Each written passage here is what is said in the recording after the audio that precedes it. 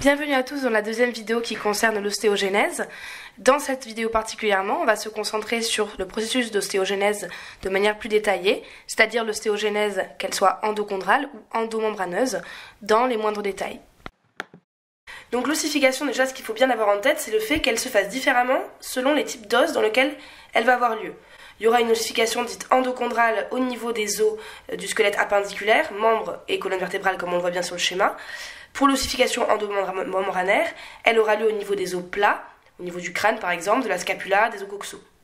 Pour l'ossification endochondrale, elle se fait à partir d'un tissu conjonctif qui va évoluer en un tissu cartilagineux et à partir du tissu cartilagineux on obtiendra un tissu osseux.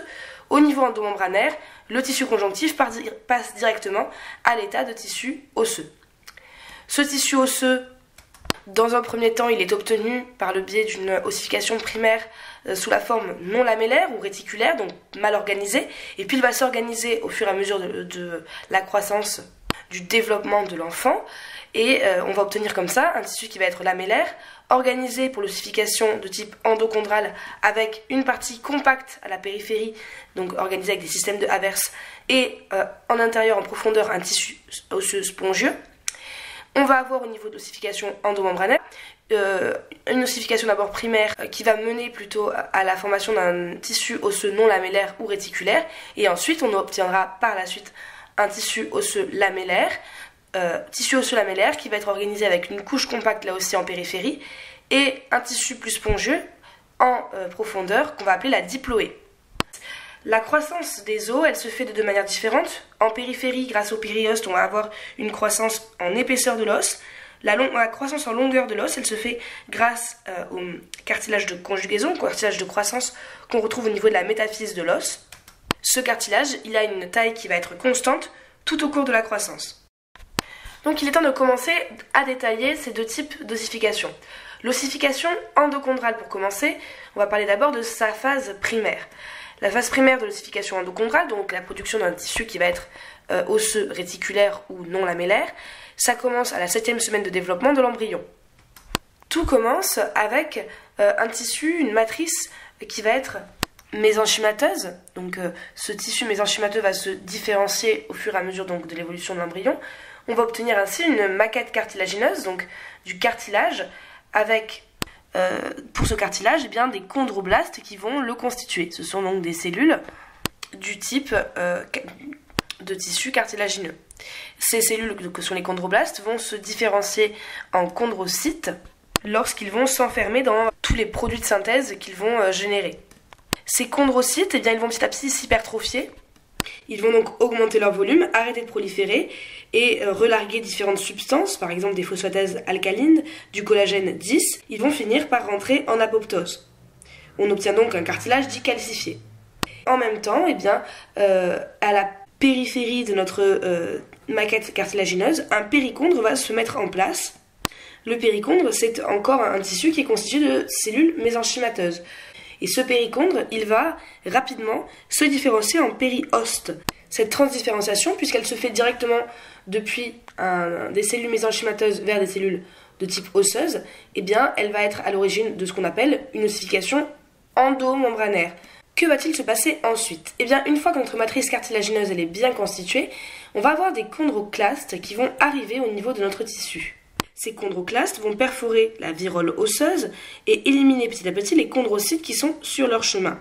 Ils vont creuser des sillons qui permettront l'entrée d'un bourgeon conjonctivovasculaire dans la diaphyse. Ce bourgeon conjonctivovasculaire qui rentre, du coup, est excessivement important puisque c'est lui qui permet l'apport d'ostéoblastes au niveau de l'os. Effectivement, ces cellules vont venir remplacer le cartilage qui a été donc éliminé par les chondroclastes et élaborer la matrice osseuse, établir le front minéral osseux.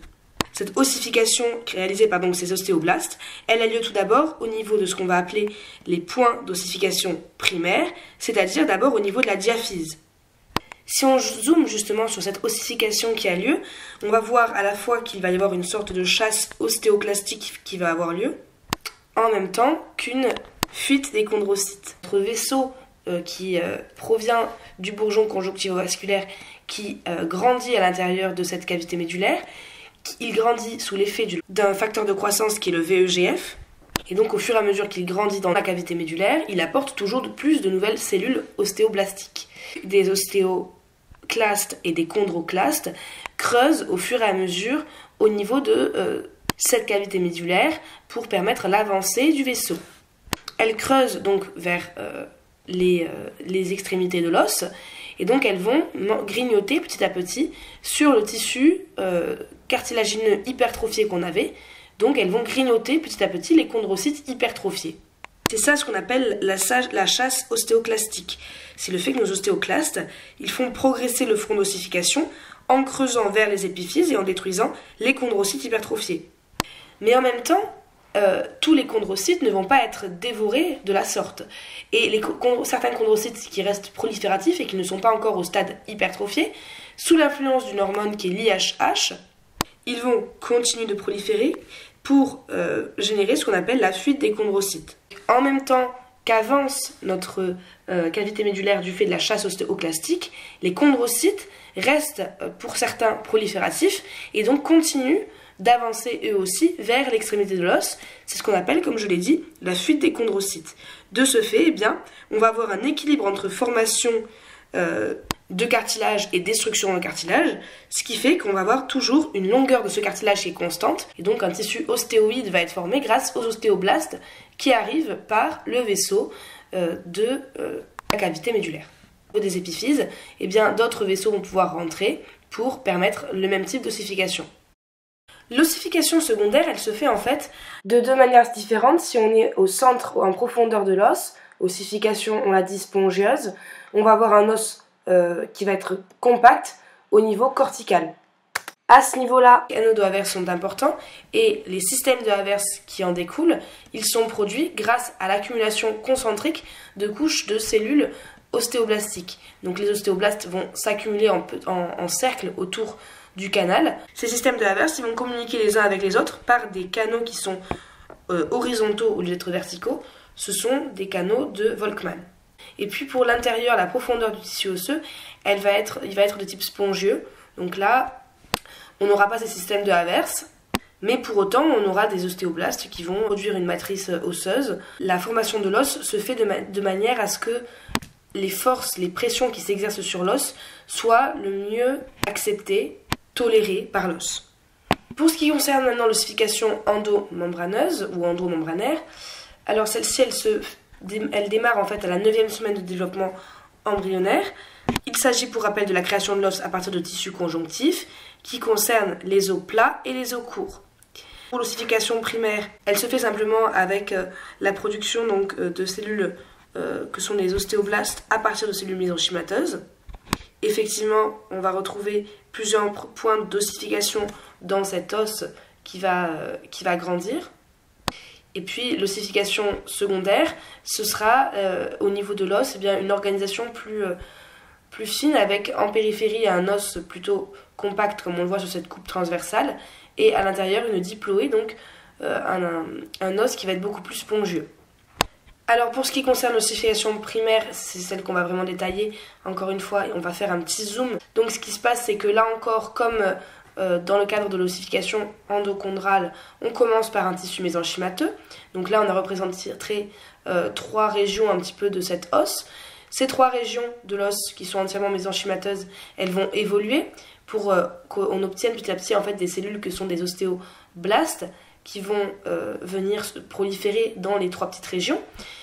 Ces ostéoblastes, ils vont évoluer pour donner des ostéoblastes matures, avec même au centre de ces régions qui commencent à se calcifier, des ostéocytes matures qui créent vraiment un os calcifié. Et ces régions osseuses qui se développent de plus en plus, qui se multiplient, en fait, elles vont grandir, elles vont croître pour se rejoindre les unes les autres, fusionner et donner petit à petit un os qui va être entièrement constitué de cette matrice osseuse. Ces os ne sont pas complètement matures parfois à la naissance. C'est par exemple le cas des os du crâne qui vont disposer de fontanelles. Il reste donc à ce moment-là toujours un tissu conjonctif entre les différentes plaques osseuses. Donc pour finir, on vous a mis un petit montage vidéo qui vous montre la différence entre l'ossification endochondrale et l'ossification endomembranaire, donc l'ossification au niveau par exemple de la scapula qu'on a représentée ici, elle se fait depuis le centre des petits centres d'ossification vers leur périphérie et ils grossissent de la sorte. Par contre, au contraire, pour ce qui concerne l'ossification au niveau de nos membres et de notre colonne vertébrale, donc du squelette axial, eh bien l'ossification elle est endochondrale et là elle est de type centripète puisqu'effectivement les points d'ossification vont grandir mais plus vers le centre de l'os plutôt que d'aller vers sa périphérie.